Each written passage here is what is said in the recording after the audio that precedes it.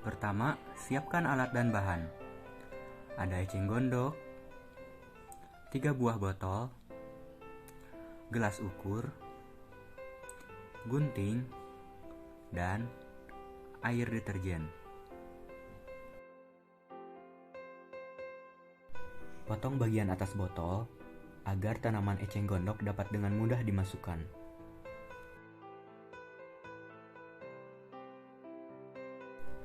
Lakukan hal yang sama pada 2 botol lainnya.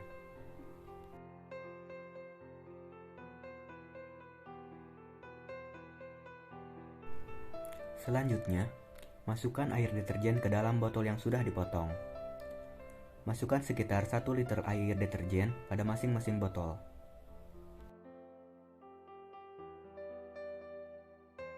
Lakukan hal yang sama pada 2 botol lainnya.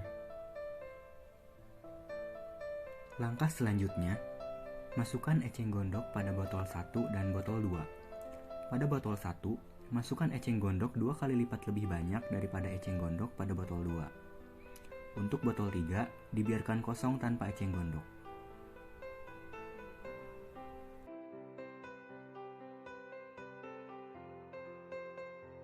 Terakhir, simpan ketiga botol perlakuan di tempat yang aman.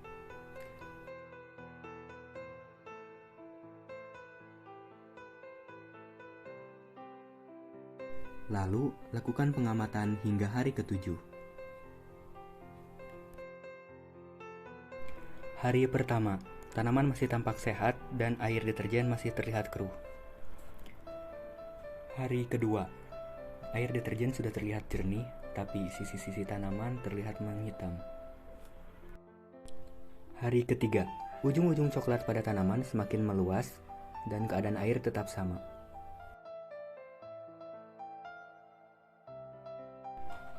Hari keempat, tanaman semakin mengering dan air mulai mengkeruh. Hari kelima, tanaman semakin kering dan mengkerut, sedangkan keadaan air semakin mengkeruh. Hari keenam, tanaman semakin kering dan mulai membusuk, keadaan air semakin mengkeruh. Hari ketujuh, didapatkan hasil akhir berupa tanaman yang mati dan kering. Juga terdapat jamur-jamur pada akar-akar tanaman. Lalu untuk keadaan airnya sendiri terlihat keruh tapi bebas dari deterjen. Untuk lebih meyakinkan kesimpulan, lakukan ulangan kedua dengan metode yang sama.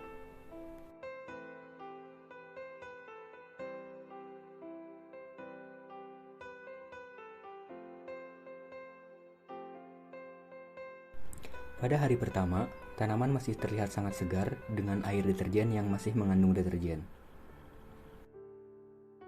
Pada hari kedua, tanaman mulai mengering dengan air yang sangat keruh, tapi air terbebas dari deterjen. Pada hari ketiga, air terlihat sangat keruh dengan tanaman yang semakin mengering. Pada hari keempat, air terlihat semakin keruh dengan tanaman yang kering. Pada hari kelima, terlihat air semakin mengkeruh dengan tanaman yang semakin kering dan mati.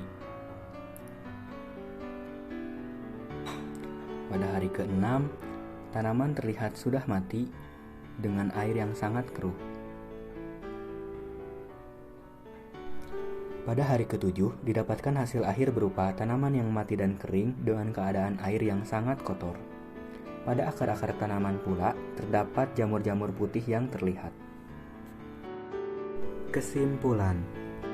Pertama, semakin banyak tanaman eceng gondok yang dipakai, semakin cepat pula air terbebas dari kandungan deterjen. Hal ini berkolerasi dengan penyerapan yang semakin cepat pula oleh akar-akar eceng gondok yang ada.